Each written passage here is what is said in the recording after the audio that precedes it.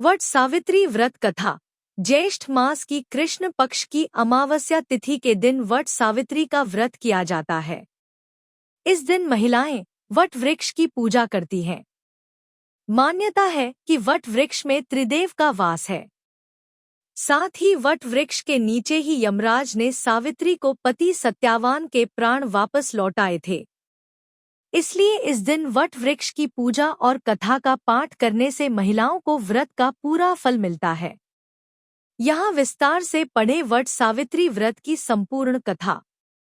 एक बार देवी पार्वती ने भगवान शिव से पूछा, हे प्रभु, आप सर्वज्ञ हैं, आप मुझे वह पुण्यकारी कथा सुनाइए जो महिलाओं के लिए अत्यंत शुभ फलदायक हो, पतिव्रता धर्म को दृढ़ करने वाली हो और सौभाग्य प्रदान करने वाली हो। प्रभास क्षेत्र में स्थित सावित्री देवी की कथा मुझे सुनाइए, जिसकी महिमा आज भी वट सावित्री व्रत के रूप में पूजी जाती है।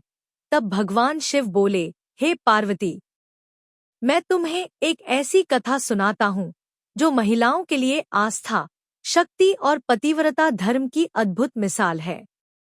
यह कथा प्रभास क्षेत्र की है, जहाँ सावित्री स्थल नामक स्थान पर वट सावित्री व्रत की महान परंपरा का आरंभ हुआ।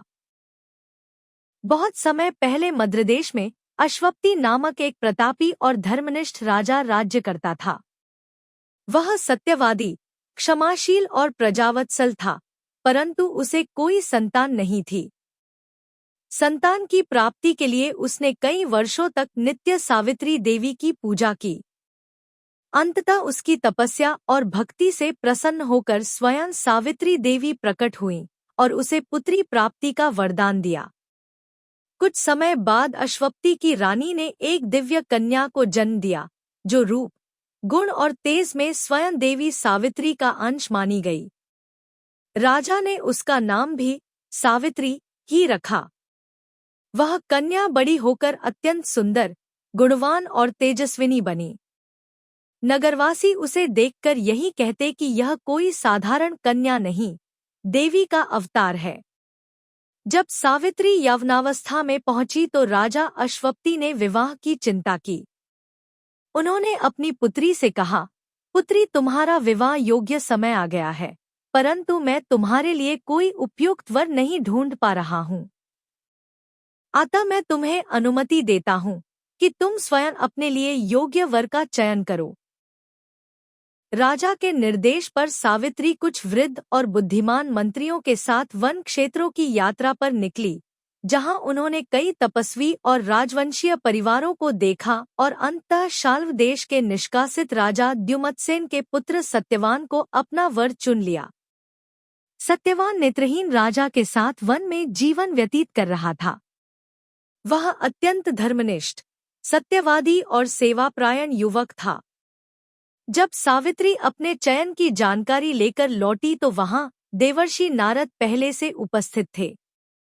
उन्होंने सत्यवान के बारे में सुनते ही कहा, हे राजन, सत्यवान सभी गुणों में श्रेष्ठ है, लेकिन एक दोष है, वह अल्पायु है।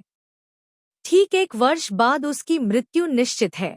यह सुनकर भी सावित्री ने दृढ़तापूर्वक उत्तर दिया, वर एक बार ही वरण किया जाता है, चाहे वह दीर्घायु हो या अल्पायु। मैंने सत्यवान को अपना पति स्वीकार कर लिया है, अब कोई और मेरा वर नहीं हो सकता। राजा ने सावित्री की दृढ़ता देखकर नारद की सहमति से शुभ मुहूर्त में सत्यवान से उसका विवाह कर दिया। विवाह के पश्चात सावित्री पति के साथ वन में निवास करने लगी और आश्रम जीवन को अपनाया। सावित्री को नारद मुनि की कही बात याद थी, इसलिए वह प्रतिदिन दिनरात की गणना करती रही। जब सत्यवान की मृत्यु के 3 दिन शेष रह गए, तब सावित्री उपवास का संकल्प लिया। तीसरे दिन उसने वटवृक्ष के नीचे व्रत करते हुए देवी सावित्री की पूजा की। पूजा उपरांत वह अपने पति सत्यवान के साथ लकड़ी लेने वन की ओर गई। वन में सत्यवान को अचानक सिर में तेज पीड़ा हुई और वह सावित्री की गोद में सिर रखकर लेट गया। तभी सावित्री ने देखा कि एक तेजस्वी, कृष्ण वर्ण, पीतवस्त्रधारी, मुकुटधारी पुरुष वहां आए जिनकी उपस्थिति दिव्य प्रतीत हो रही थी। सावित्री ने उन्हें प्रणाम करके पूछा, आप कौन हैं? वे बोले, मैं यमराज हूँ। तुम्हारे पति की आयु पूर्ण हो चुकी है, अतः मैं स्वयं उसकी आत्मा लेने आया हूँ। यमराज ने सत्यवान की आत्मा को अंगुष्ठ के आकार में निकालकर दक्षिण दिशा की ओर प्रस्थान किया। सावित्री भी उनके पीछे पीछे चलने लगी। यमराज ने कई बार उसे रोका, परंतु सावित्री बार बार विनम्रता से उत्तर देती रही, जहां मेरे पति जाएंगे वहीं मेरी गति है।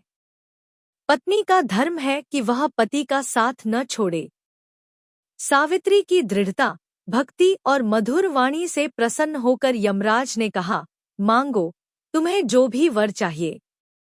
सावित्री ने कहा, मेरे सास-ससुर की नेत्र ज्योति लौट आए। यमराज बोले, तथास्तु। थोड़ा आगे बढ़ने पर यमराज ने फिर वर मांगने को कहा। सावित्री ने कहा, मेरे ससुर को उनका खोया हुआ राज्य प्राप्त हो। यमराज बोले, तथास्तु। अंत में यमराज ने तीसरी बार वर मांगने को कहा। सावित्री ने कहा, मुझे सत्यवान से उत्पन्न 100 पुत्रों का वर दीजिए। यमराज मुस्कुराए और बोले, तथास्तु। परंतु अगले ही क्षण उन्हें भाव हुआ कि यह वर तभी संभव है जब सत्यवान जीवित रहेगा। अपनी ही बातों में बंधकर यमराज ने सत्यवान की आत्मा को मुक्त कर दिया और कहा, हे पतिव्रता स्त्री, तुम्हारे सत्य, तप, भक्ति और प्रेम ने मुझे भी पराजित कर दिया। मैं तुम्हें आशीर्वाद देता हूँ कि तुम्हारा वैवाहिक जीवन दीर्घ और सुखमय हो। सावित्री अपने पति सत्यवान के साथ लौट आईं। आश्रम में पहुंचने पर उन्होंने देखा कि उनके सास-ससुर की आंखों की ज्योति लौट आई है और द्युमत्सेन को उनका राज्य भी प्राप्त हो गया है।